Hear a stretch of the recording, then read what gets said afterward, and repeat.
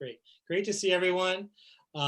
So this first part of our meeting is a community conversation, and we have different guests month to month. And this month we're lucky to have Jeff Tarling. And so we'll have about a half an hour, maybe a little bit longer. He'll do a presentation for maybe 10 or so minutes. And we'll just kind of open it up to questions, Q&A, and discussion.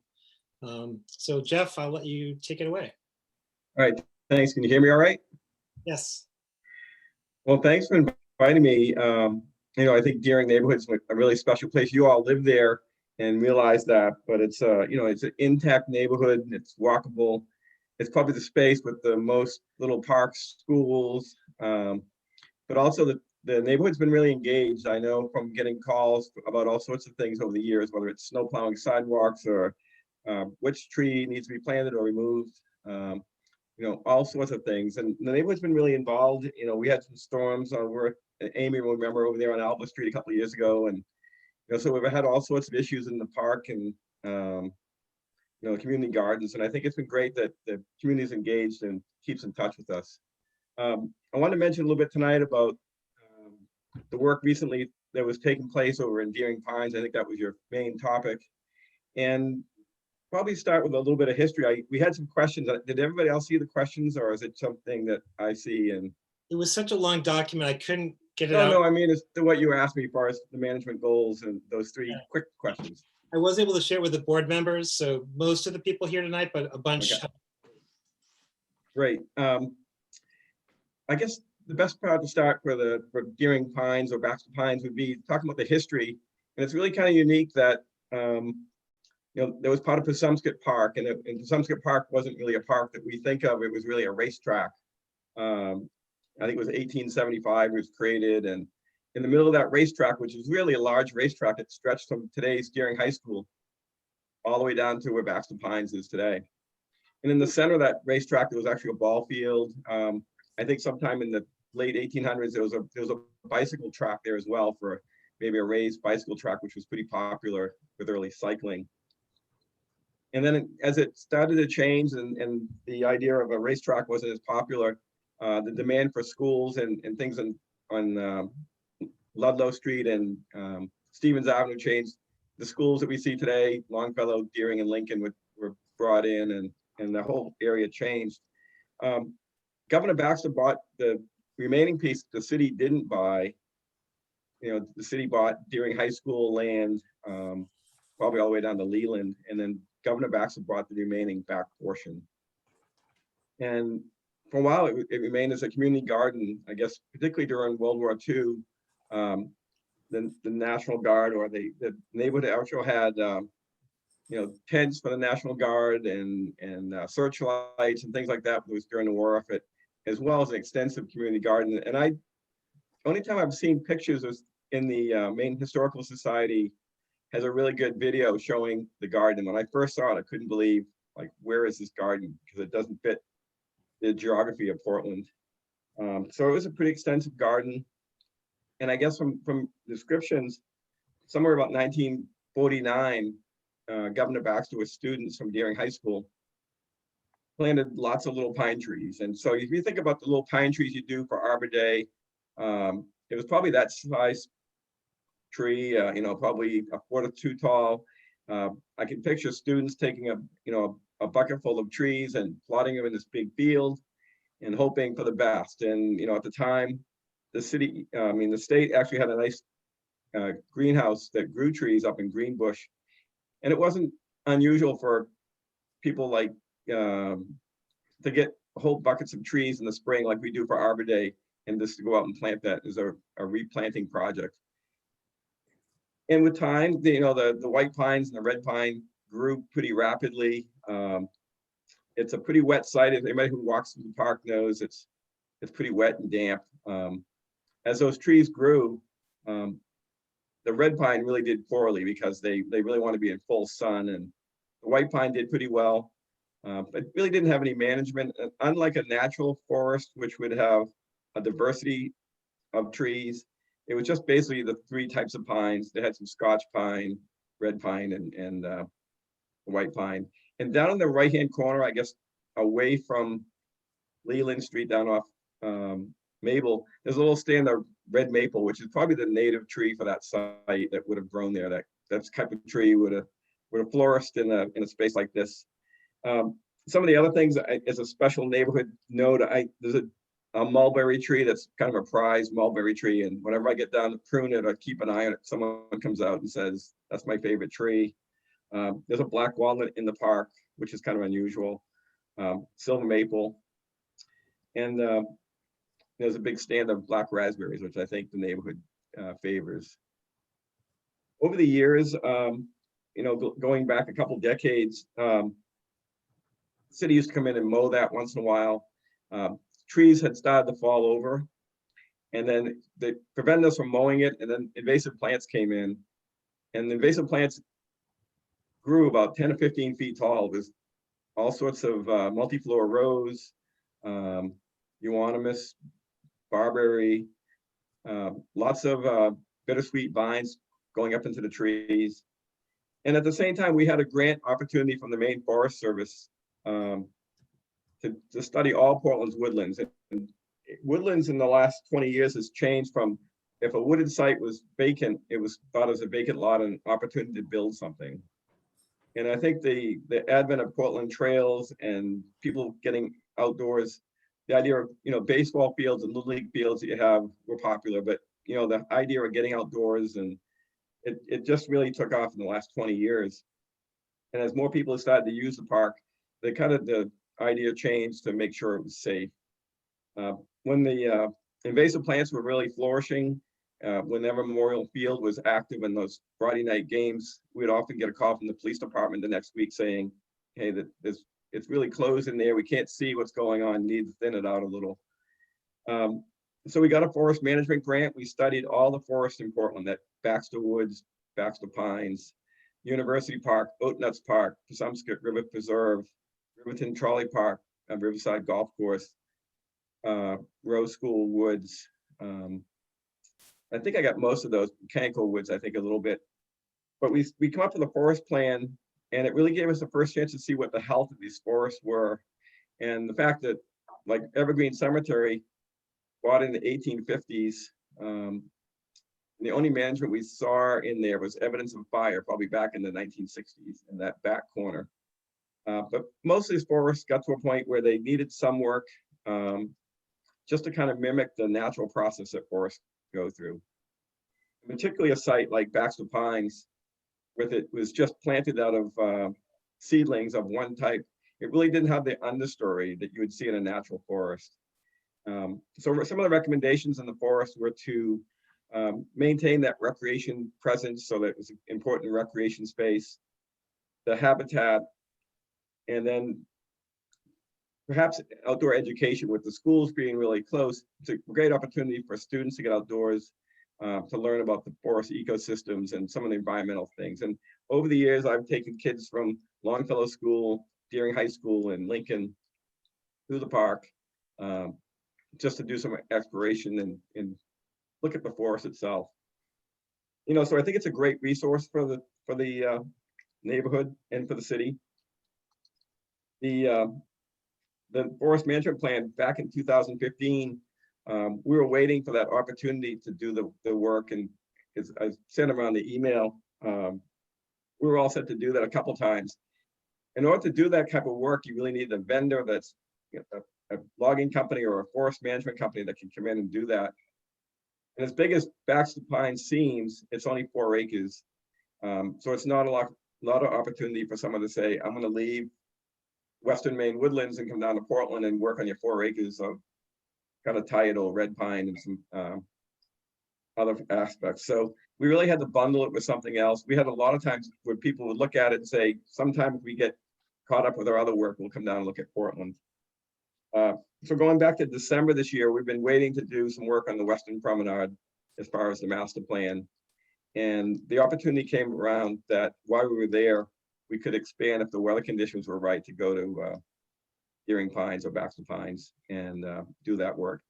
So as you know, that the work happened pretty quickly. We tried to get notices out to let people know what was going on, and the result, I think, was pretty favorable. If you look at the canopy today, there's no question we lost a lot of trees in the park.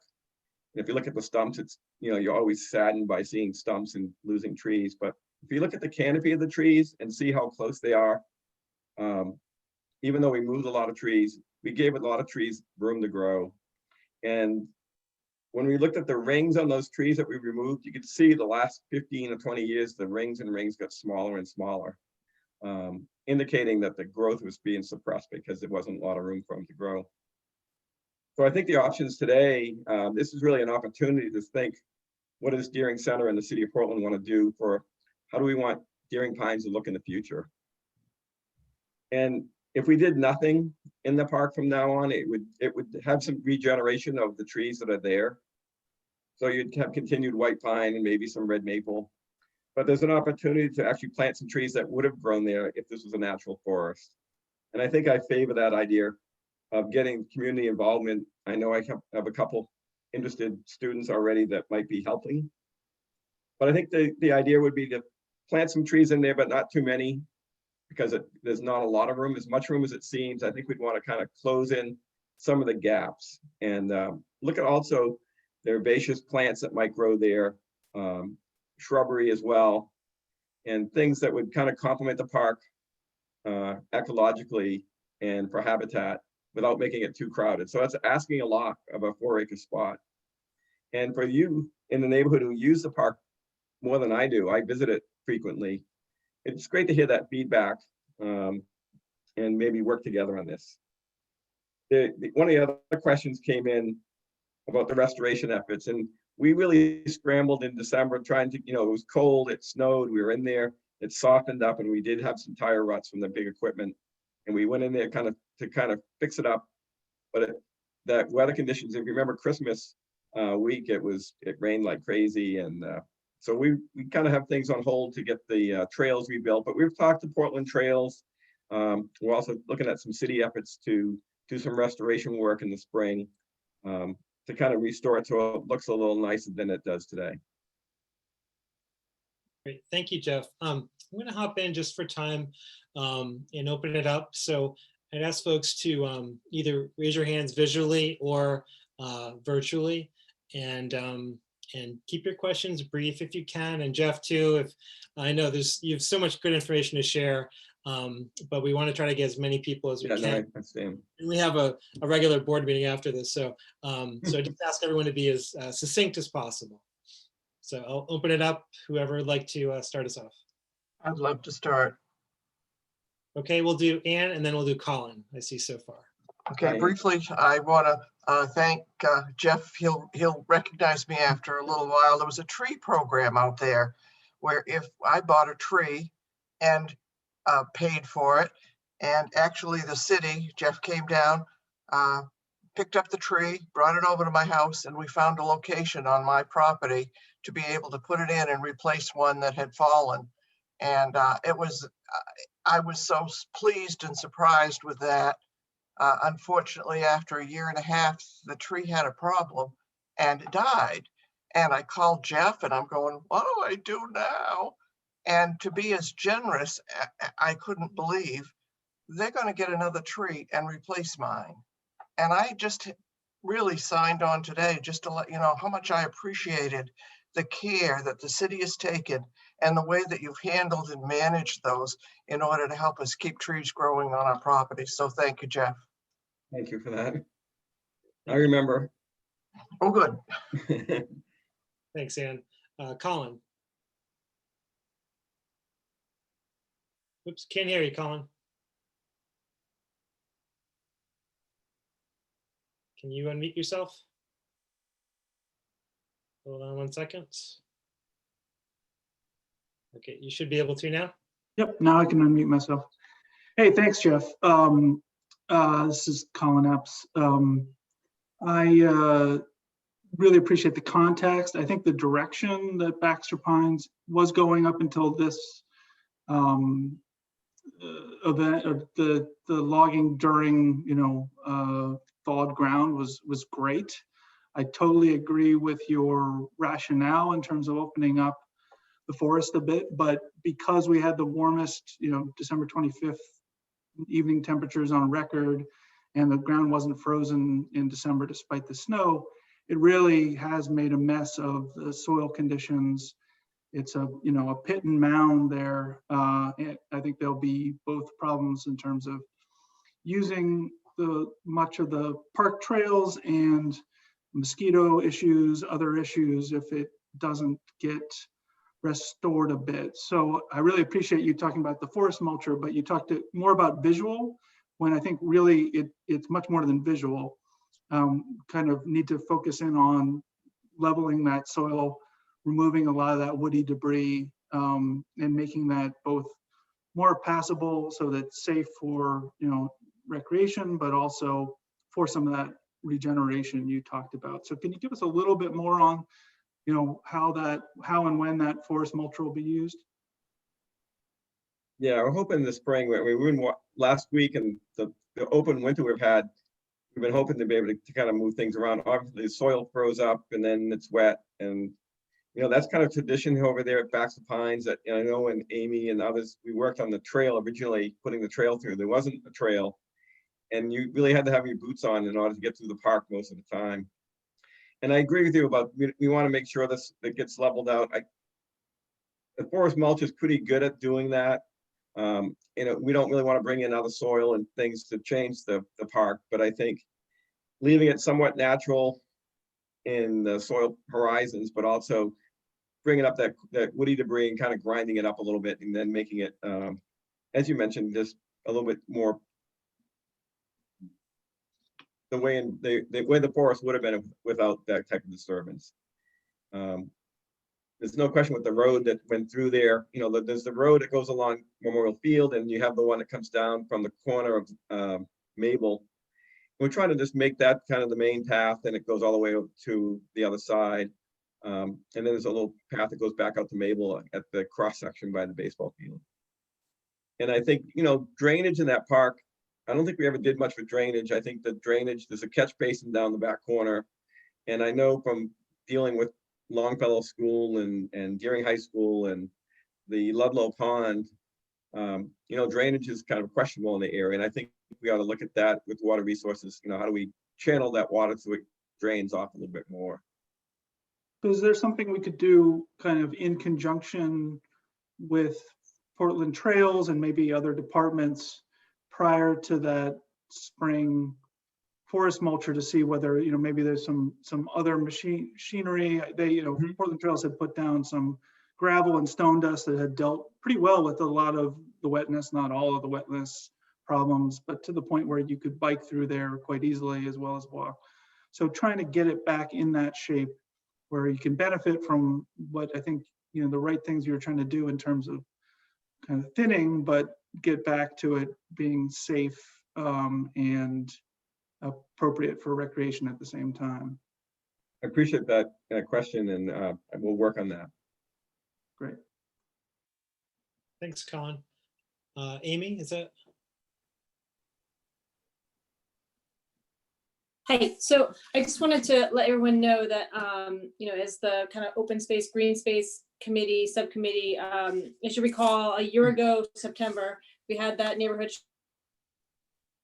charrette, and was part of the whole sort of concept of the bigger open space. And we meaning our smaller subcommittee of Karen Wilson and Naomi Mormon and I are definitely trying to re-engage here and work with Jeff and Alex and folks to kind of look at the best way of managing that space. So it includes, Colin, like the comments that you have definitely about sort of how things are restored, the methods, and Karen's a great resource for that. And looking at increasing habitat value with the plant material, and also making sure that we're really cognizant of the different paths that are needed for the safe routes to school, because a lot of kids are sort of cutting across there in different directions. So, we're definitely sort of excited now, and Jeff is definitely agreed to work with us and kind of coming up with a really good concept. So I think if we can do some planning work, and if anybody else is interested in working with us, that would be great. And we kind of bring that back to the board with some comment as we're kind of working through it. So I just wanted to offer that. Thank you, Amy, for bringing that up. And just for a little bit of context too, neighborhood associations can go up and down, and leadership changes over the years. And I think in the past, Jeff was very engaged with previous board members. And then just not a lot happened for a few years, and there was a lot of turnover with our organization. And so Jeff is very willing to have a good communication relationship with us. And I think our open space, green space committee is going to be looking to really kind of lead that for us and work with Jeff and with city staff. So just a little, because we were not able to really communicate much information before it happened, before the cutting happened. And it really wasn't, there was no blame other than just kind of change and just turnover organizationally. So it's a good opportunity for us to kind of get realigned and reconnected. So Scott? Yeah, hi. I just had a question, and it's actually picking back to what you just said, John, or on what you just said. So I work for a town, and I think in even a small town, sometimes we'll have plans that are 4, 5, 6 years out. And our public works, they'll put it on their list, and it might sit out there for a while, and then all of a sudden I'll get to work one day and something's done. And I think that's pretty typical of communities. It's like they've had it on their list for a while, and they get it, they're going to get it done when they can, and they're going to do it at their time. And I guess I was going to ask Jeff, is it possible, or are you planning on to do like some type of an educational kiosk like there is in the other set of woods? Because it is a big change in there, and I think there's some nice opportunity for. I know when I go over to walk the dog and stuff, I like change. It's nice to know why they changed, and realizing that sometimes we have the wrong type of species of tree in the area, or for whatever the reason that things need to change. But so Amy had mentioned that that might have been something that you might be doing down the road, was putting some type of kiosk. Yeah, we actually started that process way back in probably 5 or 6 years ago. And we had conceptual ideas with Jamie Parker at Portland Trails, and we had kind of preliminary of what the talk about the history and just the respect of the space. And if you look at the little stone that says Baxter Pines, it's pretty much the same as it is at Baxter Woods, that same type of prominence. And I think for people in the neighborhood that might just move in, or people who've been there, might want to know that why is it Baxter Pines. And so I think it's important to have those.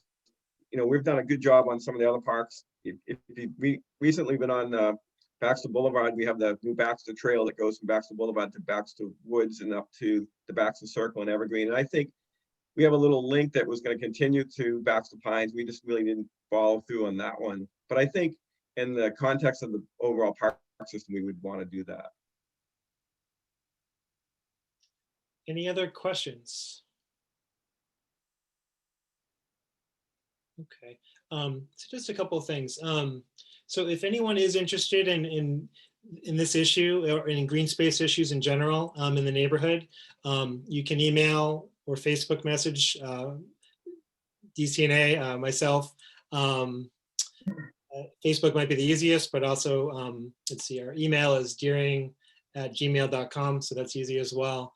Or you can contact Amy directly if you know her, or Karen. So anyway, if you're interested in that, just let us know, and we're happy to get you connected. And I think we're looking forward to really engaging on a long-term basis here. Bobby? Yeah, you ignored me a minute ago, so. Oh, sorry. Okay. I just want to ask a little bit, is there any information about what's going on at Stevens Tavern, those trees there, and just a little story about that? Sure. While we had the contract that they were looking at, there were some broken up trees and that behind the tavern itself. And the cemetery is looking at the next phase, which is future, but expanding the cemetery from that front lawn area and behind the Stevens Tavern, but not including the Stevens Tavern. But that's really a Mike Murray. It was kind of a conceptual. We need to do something. To what extent it will match up eventually to what the rest of the cemetery looks like next door. I don't really have any more information than that today, but that's a good question.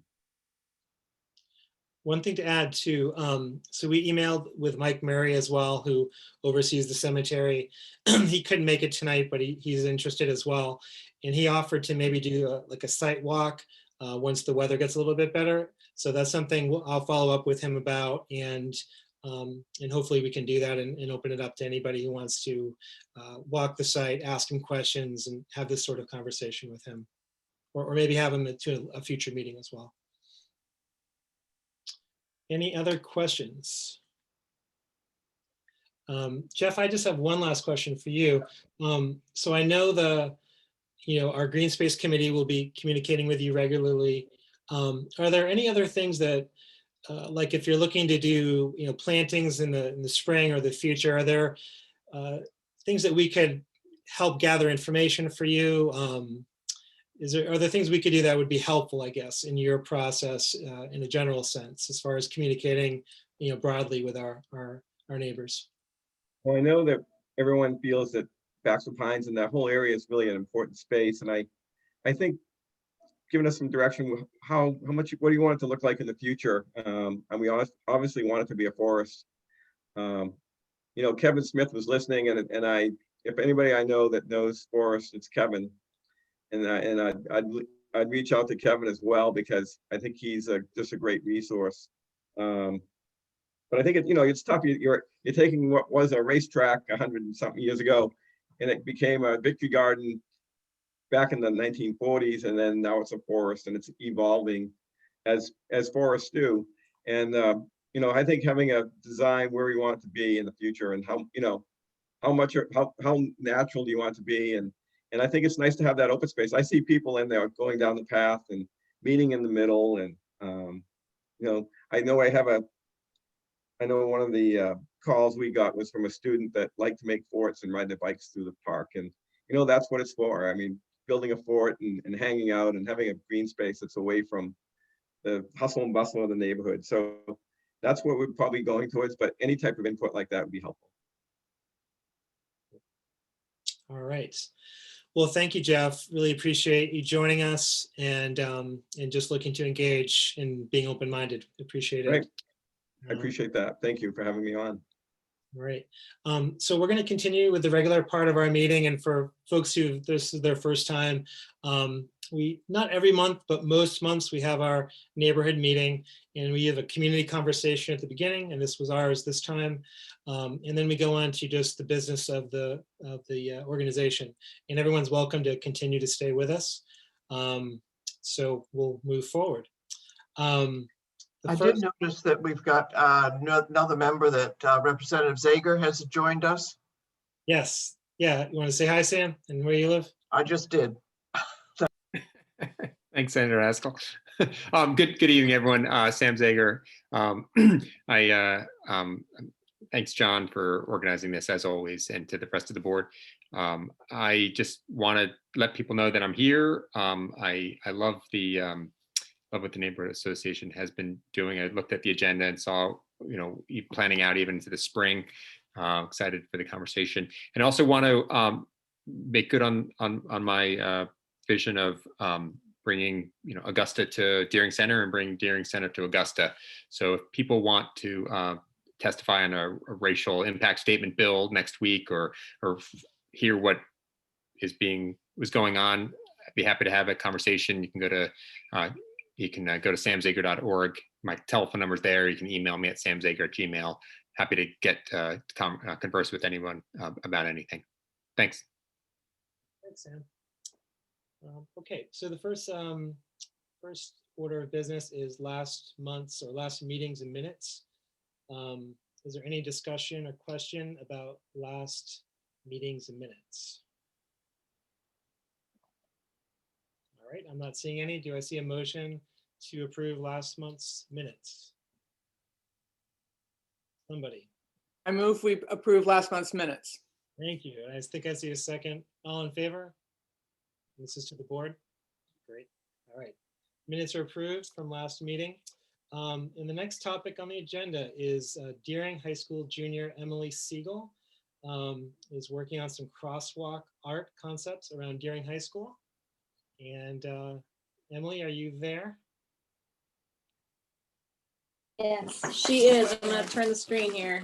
And if we can, maybe Karen can share that after she does the introduction, maybe Karen can show the plan or beforehand. I don't know. Yep, just let me know and I'll share my screen. I've got it up. Well, just to introduce myself, my name is Emily Siegel. I'm the daughter of these two people. I'm a junior at Deering High School, and I had an idea to paint the crosswalks. It's not original because I know South Portland and Ocean Ave School has actually done it as well, which I think is really cool. So the idea is that the crosswalk crossing Leland, going from the student parking lot at Deering to the Memorial Stadium, would be student pride colors, so purple and white for Deering Pride. And then the 4 crosswalks at the bottom of the hill with Colonial, I believe. Yeah. And meeting Leland and then crossing Ludlow. Those 4 would be done with various different colors to represent different things that this Deering Center community represents and supports and wants to be a part of. And the image might be an easier way to see that. So maybe we could put that up. All right, Yeah. here we go.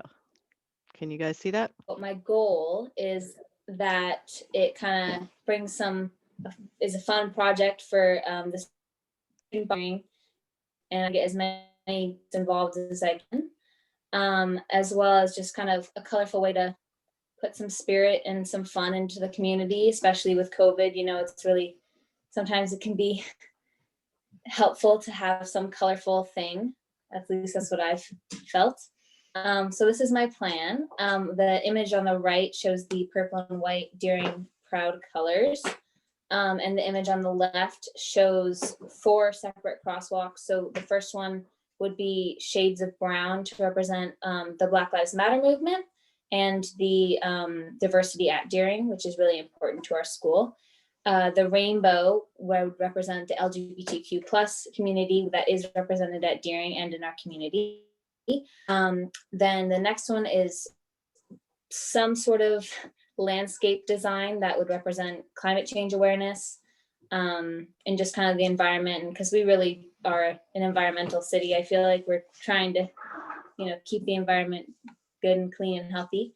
And then the last one would be for mental health awareness. And as it says in the margin here, I'd like to use the yellow tulip project symbol of the yellow tulip. However, I am still working on getting permission from the organization to use their logos copyrighted. So anyways, this is my idea. So yeah. You talking about the student groups then? Sure, yeah. So there's a bunch of clubs at Deering that I am gonna reach out to. For example, the Black Lives Matter crosswalk could be painted by the BSU, which is the Black Student Union at my school. And there's the Sexuality and Gender Alliance for the Rainbow Crosswalk, Natural Helpers for the mental health awareness, and there's also a wellness team at my school, so I would ask for those.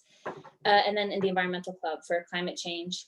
And then I would ask just the whole student government, a lot of athletes. I would like the athletes, since the purple and white crosswalk is going to Memorial Stadium, and that, that is an athletic field. Yeah, so that's my plan. My timeline is I'd like to do it towards the end of the school year after all the stress of AP exams and SATs and all those things. So probably a June type thing. And it would happen outside of school hours.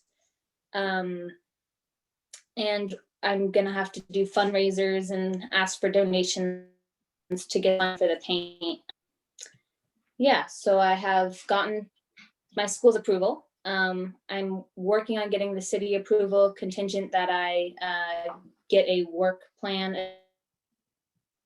agenda. And I think that's all I have to say for right now. So anyone have any thoughts, ideas, concerns, questions? Karen, can you remove the image so I can see people and kind of pick them if they have questions?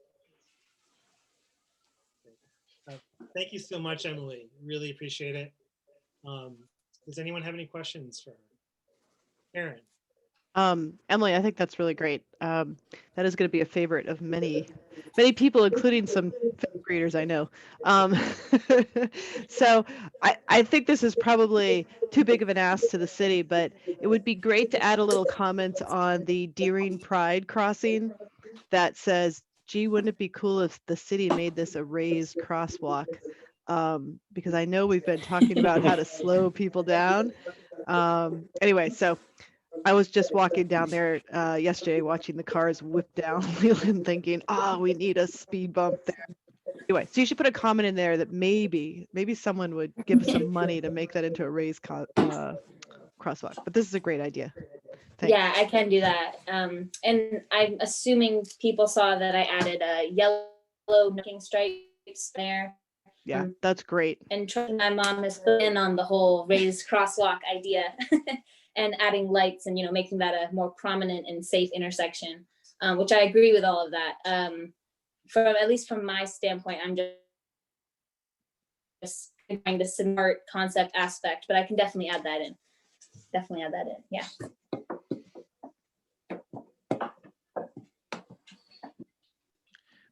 Can you hear me okay? Okay, Yeah. good. I'll piggyback on that a little bit. I think it's a great concept and very supportive of it. I would encourage it to be thought of in the context of the whole open space. And when we had the charrette there, we had conversations about edges and thresholds and centers and nodes. And the intersection that's out at Leland is clearly one of those edges and thresholds of coming into the green space, and the crossing to the memorial play area is one of those centroid opportunities. So the crosswalks do get people from A to B, from one street to another, but they have the potential for having many more stories associated with them. And I know that you're sitting next to a landscape architect that knows exactly what I'm talking about, but I would hate to see the work of the open space committee not be woven with the artwork that you're doing. And it could actually be one of the first steps of implementing the large concept for the open space. But it has, other steps to do it, but they need to be on the same page about that. And so I would encourage you to take it another step and really see how it fits into those edges and nodes and not just getting people across the street. Thank you, Dennis. Yeah, it's interesting and definitely a cool idea. Any other questions?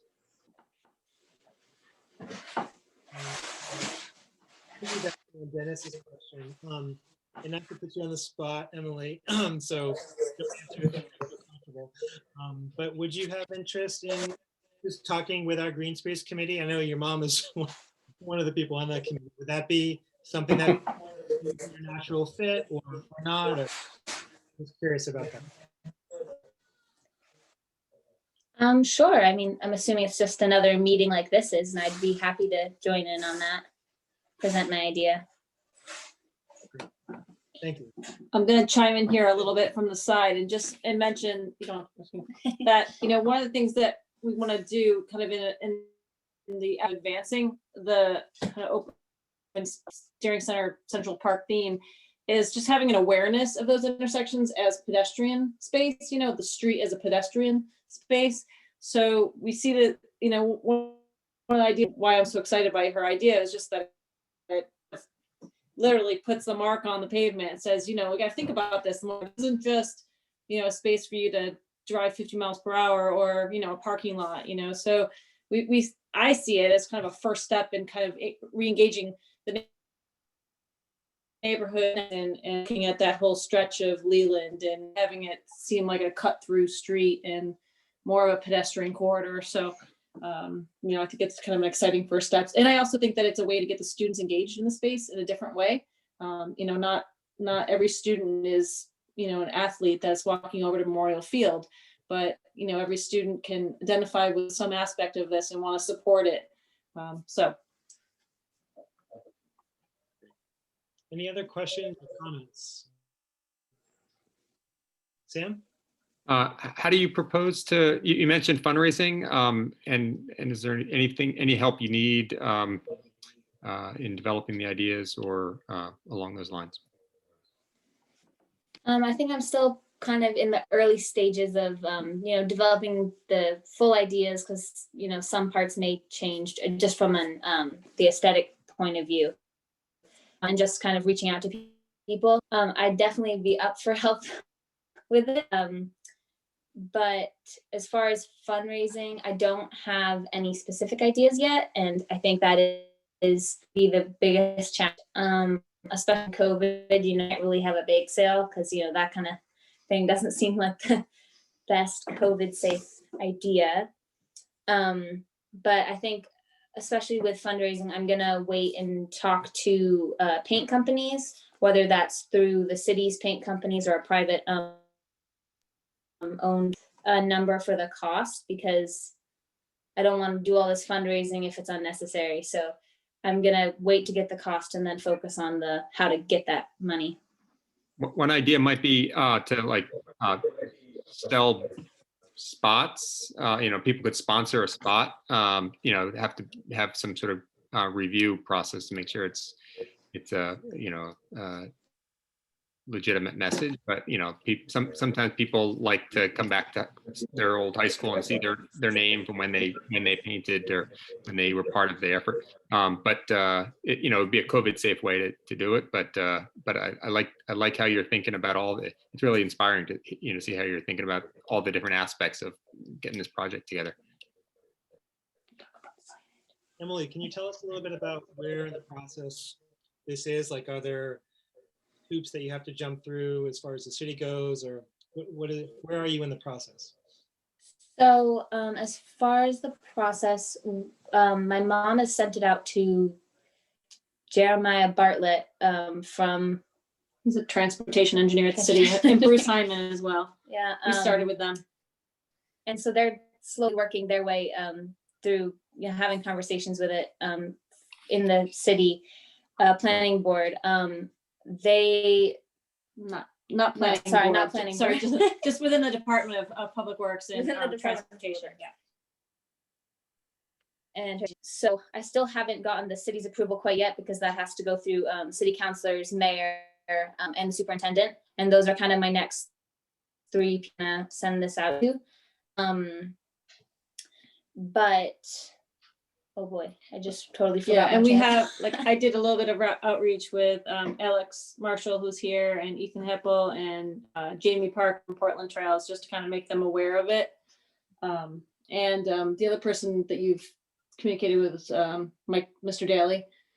Yeah, the Mr. Daly is the extracurricular activities person, athletic director at Deering. And I have his support and I have my school support. So right now I'm really working on getting the city, like I said, the city councilors and the mayor and the superintendent. When talking to Jeremiah Bartlett, he said that they can definitely help out with the transportation and the traffic safety aspect of it, which is good because obviously we're painting a road and there's cars and that can be scary. And my very next step is making a agenda and work plans to send back to the Department of Public Works because they seem ready with it if I don't know. Yeah, with it as long as they have a plan and a more of a tight. That's my next steps. Andrew. Thank you. Emily, I just want to say that you are pretty amazing, and this is a really cool project. I wish every high school had an Emily like you in them.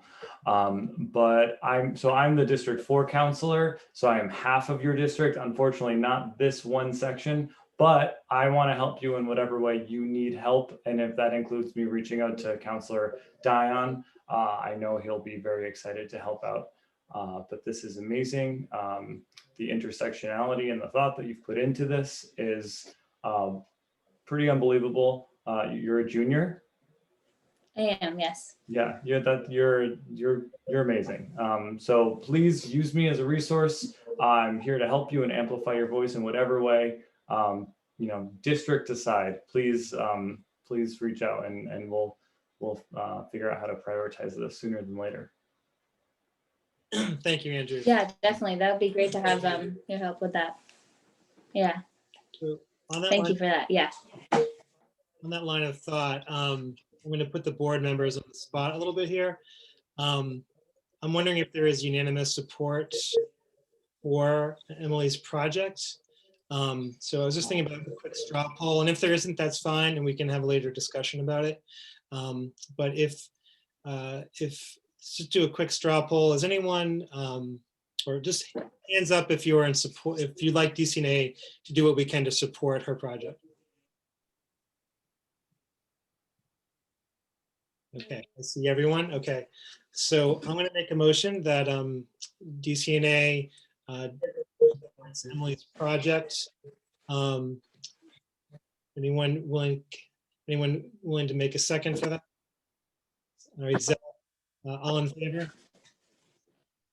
Okay, so Emily, we are behind you. We support you, and really excited about what you're doing. Well, thank you all very much. Thank you. I'm very excited about this project, and I'm glad that I have your approval. That's great. We'll follow up too. Maybe we can write some emails to other counselors or the mayor, etc. So we'll be in contact and whatever we can do to help. All right, awesome. Well, thank you. That also very good. Thank you. All right, we're right on time. Any other questions, I guess, before we finish up for Emily, or any other discussion points? Okay, good. Thank you everyone too for your good questions and thoughts. All right, the next up is our logo and merch committee update. Dennis, would you be willing to give us a quick update? Sure, I can do that. I hope Allison and John jump in. So we've been working with Victor, continuing to work with Victor. Look, Allison's showing the shirt right now. And many on the board got their merchandise recently. So the conversations are how to take this to the next level. And there's some ideas we've been moving forward. One of them is to have them available online several times a year. And the several times a year ends up being an important piece because as a nonprofit, we need to have merchandise occasionally for sale, but not continuously. Did I get that about right, John? Yeah. Okay. Okay. So we're working on, Victor has actually offered to provide a platform for merchandise to be sold. And so he's actually doing a lot of the work that would need to be done that John did previously. And there would be a link through the DCNA website to this platform so people can easily select the merchandise and then pay for it. And then we have to work out some pickup options. But I guess, John, what we really want to talk about is this larger idea of having Victor help us out with a platform with sort of technical work that none of us really want to take the time or have the ability to do. Right, right. Yeah, thank you, Go, Dennis. go with it, Allison and John, from there. Yeah, and so we created this online store quickly in December for the first time. And it was very time intensive, and then also conveying that information to Victor also created a complicated and time intensive step. And in his own business, one of the things that he's doing is offering these online stores or being a host basically for organizations. So basically what we were able to do in December, we could outsource it to him, or he would do it for us. And it's essentially the same as what we did. We actually might pay a little bit less in fees as far as transaction and credit card fees. So we probably would see a little bit slightly more revenue from it. But basically it would be the same, but it's just kind of outsourcing what we did last time, because it's a lot of work, and it would simplify our process. So I think that is a good place to, let me just say one other thing too. our intention was just, we had this new logo we were excited about. We wanted to share it. And, I was thinking in my mind, if we raised like $70 or something, that would be great. But we raised close to $400. So that also kind of changed our thinking of like, wow, this is like could be a major fundraiser for us. And Victor was very generous, and he's committed to being very generous in the future with his services. So that was, I guess, the first question that we wanted to just toss to people, is if they have questions about that concept or any concerns, or want to have a discussion about that. So I'll just open it up. Scott?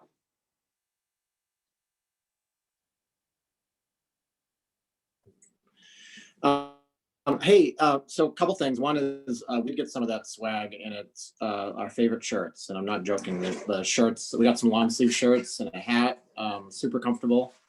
And I think the next step, I'm going to have to get a sweatshirt.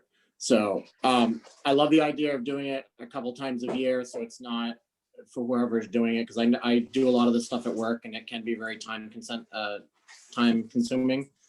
And if I understand, Dennis, if there was like Pat's Meat Market was a potential place to either display stuff, or because when I sell shirts at work, because I run a lot of sports programs, we don't buy like 300, 400, 500 shirts and then sell them at like places used to, just because you end up with so much inventory that you never sell, and you try to make the money back if you can. So I like the idea of selling it and being able to make some money, just kind of a, somewhat way to sustain some money for our organization. But if we can do it at buy a few items that we could have as a display, because I think people would like to see them, and then maybe have it at a couple of the local stores, if they're willing to do that. I think that would be like this to do that, but Yeah. Nice job below. Goes off. Thanks, Scott. Yeah, and I'm glad you brought that up. So another element I forgot to mention. So after we started it in December, one of the employees at Pat's reached out to us and was excited and like, we'd love to be involved, and what can we do to partner with you on this? And Victor happens to be very close with folks at Pat's as well. So they've offered to basically have like some sort of display or help promote when we do this, which is wonderful. And so we're going to be in coordination and conversation with them. And I think we're looking at kind of a pre-order model, because we don't want to be saddled with buying a bunch of stuff that we can't get rid of. And also Victor is willing to just kind of buy stuff and front load us as well. So, but I don't think we want to take that risk on. And then another idea is, if it went well with Pat's, if other businesses wanted to do it as well, we'd kind of have Pat's as a go-to, but also as a trial run. And if it worked well, if other stores in the village wanted to be part of it too, we could do that. So that was kind of the thinking. So right on par with what you mentioned, Scott. Other questions or discussion points? Oh, go ahead, Scott. I just had one other thought, and I know Amy's not here, bringing it up as a, when we do get back to Porch Fest, is such a large event, that way to, tie into what we're doing, if that committee was supportive of that, because I know there's some sensitivity around selling stuff at Porch Fest and doing other things besides music. So, but maybe that could just be brought to her attention for that committee to, I think there might be some folks on the committee here, but might be a way to tie in subtly or something if we could do it. Thanks, Scott. Sure. Will do. Other questions or discussion? Dennis? Yeah, I'd really like to acknowledge how much heavy lifting John has done to make this happen. We're on the committee together, but in terms of the sales and just making it really work, John's been doing the heavy lifting, and I'd like to appreciate it for that. Thanks, Dennis. It was pretty cool, actually. I'd never done an online store before, and now I can say I have. Hopefully the last one. You had never created a website before. You had never done online streaming Facebook. So yeah, you're just padding your resume, John. That's right. The problem is I forget like 10 days later. So, but anyway, any other questions or discussion on that? So are folks okay with that? So it is a significant change, outsourcing this to Victor. So I think we should have a formal vote on that. Someone willing to make a motion to accept, I guess, the recommendation from the logo and merch committee to contract out or partner with Victor Rios and Expose Design to do this effort. John, could we bring back like terms before we do that? I mean, could we vote to negotiate? I think we probably all agree on the intent, right? But if the terms are they keep 90% of the revenue, which it's not going to be, but I would vote against it. And if it's, you know, what's going to be the terms, then I would vote for it. Okay, so what would you suggest as far as what would I'd you? just say maybe the vote is to pursue contractual or relationship, commercial relationship for the merchandise sales to be brought with terms to be brought back to the board for vote next time. Okay. Is there a motion for that? I guess I just made a motion for that. All right, is there a second? Sheila, thank you. Okay, all in favor of that who are on the board? Okay, great. All right, we will do that then. Thank you, Colin. That's a good point. All right, moving right along here. Memorial Day. And then maybe doing a quick preview of events for this year. Hopefully we have events. Bobby, do you want to give us an update? Yep. I did communicate with John Jennings, and no surprise, there's not going to be any Memorial Day parade or any Memorial Day procession in Deering Center. And I also spoke with Mike Murray about alternatives in the cemetery perhaps, and we really didn't come up with anything that didn't involve drawing people together. So probably not much going to happen. I did hear from Bob Peck, who is a counselor at the vet center next to the quality shop. And he is going to reach out to his colleagues and see if they have an idea like to do. But that's basically all I have to report. Oh, and one other sad factor, the black horse died this winter. So just want to share that. Thanks, Bobby. Are there any questions for Bobby about Memorial Day? Okay, thanks, Bobby. I'm really sorry to hear that. So just for a few minutes here, with COVID, it's obviously a terrible time right now, but it does appear with vaccinations happening that summertime, hopefully by end of summer, we'll be looking at near, hopefully very high vaccination rates. And I'm guessing there's a decent chance we can do our fall and winter events. I just kind of guess wanted to get a temperature read from you all, just kind of what your thoughts are looking ahead. We were basically looking at Porch Fest. We talked about doing a Halloween parade. And then we have the solstice, caroling, and the tree lighting. So that would, we have a bunch of really great events. And part of the reason I'm asking this too is we, probably want to be doing a membership drive, or we're going to need to do a membership drive sometime in the spring. And, one of our basic calling cards is we do these events. So I know it's hard to say with anything with certainty as far as, what things might look like in September or October or beyond. But I'm just curious what the board and non-board members' thoughts are about the prospects of trying to have our events this year, as far as the fall and winter goes. Just open it up. Scott? Yeah, so a couple of thoughts I have. with my job, so not everyone probably knows what I do. I run a Parks and Recreation department. So I work for the town of Poland. 9 months of, except running summer camp last summer and soccer in the fall. I normally run about 50 plus programs. So what we've been doing, there are some positives coming out of the numbers, I guess, on a daily basis as far as COVID and stuff. And the state's changed their guidelines a little bit for some of the things that we can do. So we're focusing on if we offer something that everything's in reservation. So like we're going to be offering basketball, but it's a limit to 10 kids in the gym and you have to follow social distancing protocols and that kind of stuff. And it got me thinking about,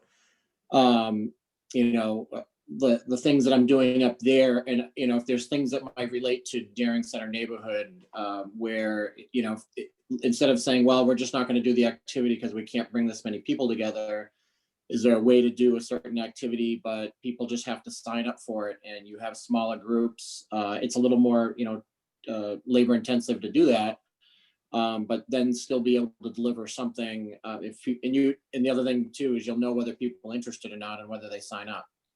And I found that I was a little, worried that people are going to stay on their couches and most of our programs are full up there.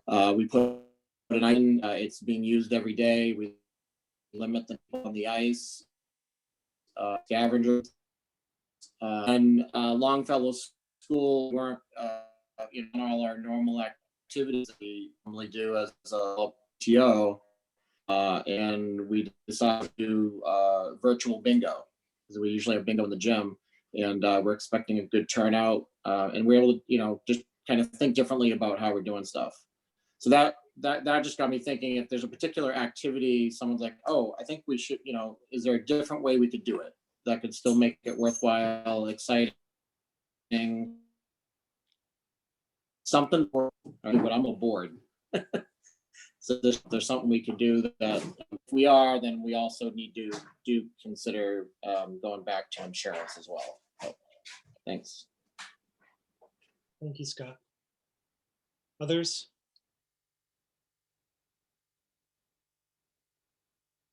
Not all at once. Zach? I'll just say, speaking for myself, I mean, it's my feeling that we should, I think, move forward with the idea that the events are going to happen in, I don't know, I mean, I think September is maybe questionable, but by Halloween, I mean, I think we need to I think we need to assume that those are going to happen. I think that I'm willing to be optimistic enough to say by then we'll be good. That's where I'm at. Thanks, Zach. Allison? And the other thing is, particularly Porch Fest is an outdoor event. So there is a certain amount of distancing, certainly from the singers. And I don't know if we could like close the neighborhood off and, just allow certain numbers of people in. I don't know if that would, like they do at the farmer's market. That might be another way to do it. But it should be safe enough, by please. Great. Thank you, Allison. Karen and then Sam. Well, we could think about it a little bit differently. The green space had talked a little bit about, could we do any performances in the green space area? Maybe we do a band in the athletic fields and we get the athletic folks to go out and draw big circles like they did in, what was it, Central Park, that they put big distancing circles? And we do it on the athletic field instead or something. Just thinking out of the box there, but it's not quite as nice as having it on people's back porches, but. Yeah, that's a good idea. Sam and then Sheila. Just as a benchmark, I mean, I think the schools are provisionally planning to have in-person classes.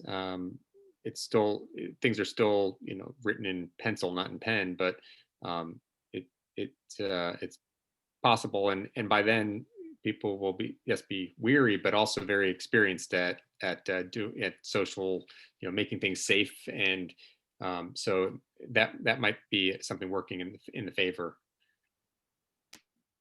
Thank you, Sam. Sheila?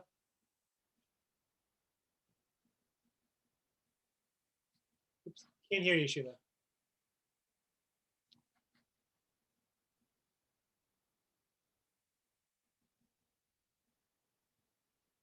Try now.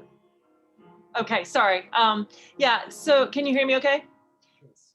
Yeah, so Porch Fest was initially on both sides of Stevens Avenue. It was much more spread out.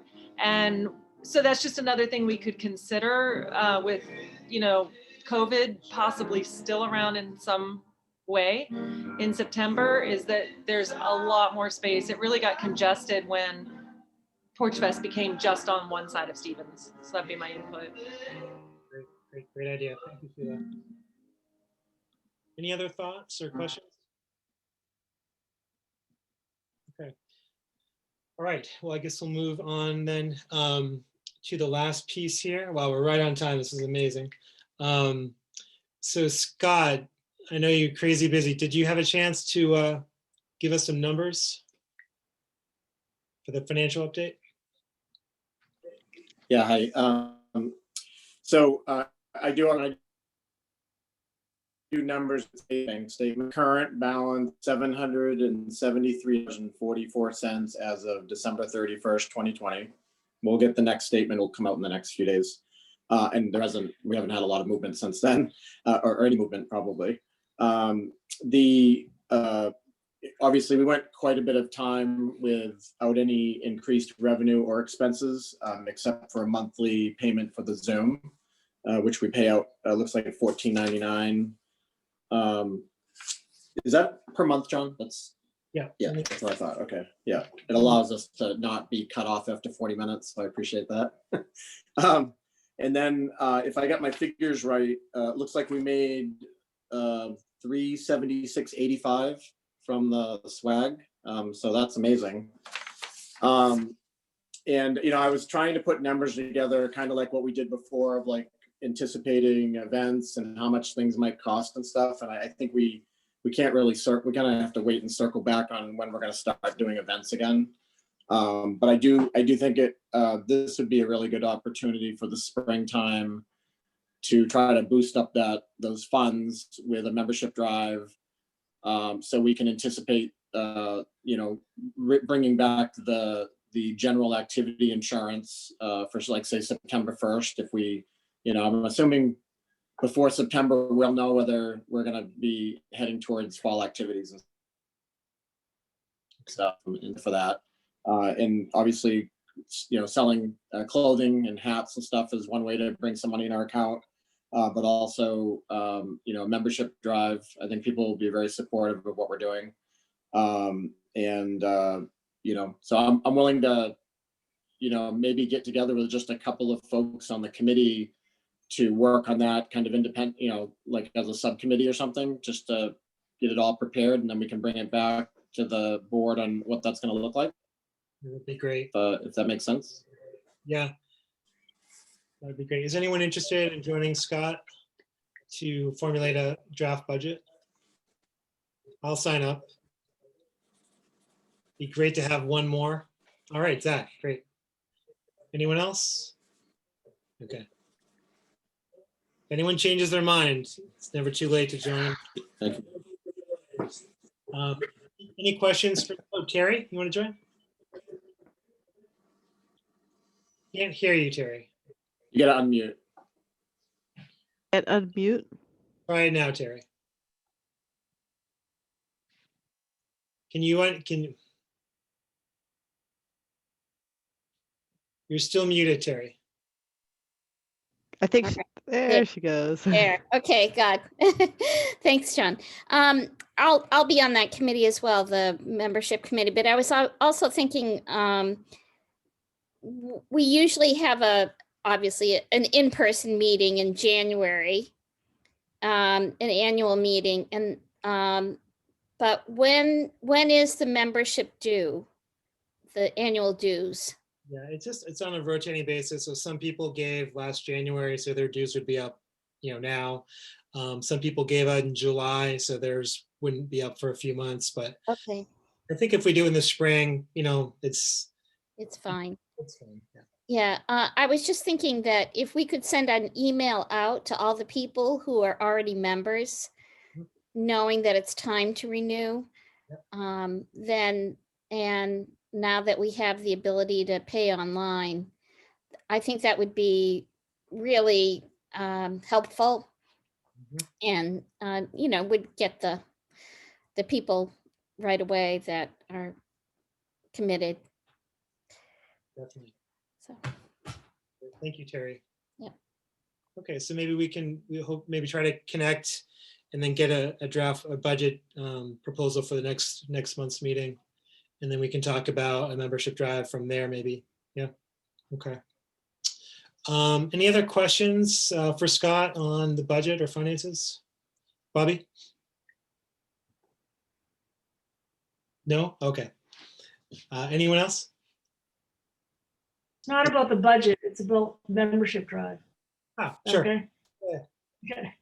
Well, I was just doing math, and am I crazy? It's $5 a month.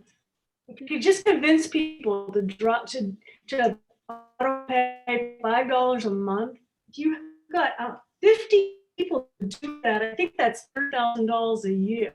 And I think the enthusiasm for DCNA is really growing in the neighborhood. You're selling the shirts, you got lots of opportunity. Every time you sell a shirt, say, hey, do you want to give us $5 a month? I think that you could really push it with 100 people giving $5 a month. That's $26,000 a year. If my math is right, which you might want to check that, but that's a lot of money, and it's for $5. Yep, it's a great idea. It's $60 a year. It's a significant membership. Right. It's easy for many people. Other thoughts, ideas, questions? I just had a thought about that I like your idea, Bobby, and I think, we could even print out a little card that just said, how do you give $5 a month, and make it super simple, like what website do you go to, and then once you get there, have the donate button and have a $5 a month option. And like we could include that card or even attach it to each item, like, on a price tag, like you would have a price tag attached to a hat or a t-shirt. It could just be an invitation or request for that type of donation. Great, thank you. Other suggestions or thoughts or questions? Okay, so I think we're doing all right. Is there any other unfinished business or anything else anybody else wants to talk about? Oops, there's Amy on the move. Hold on.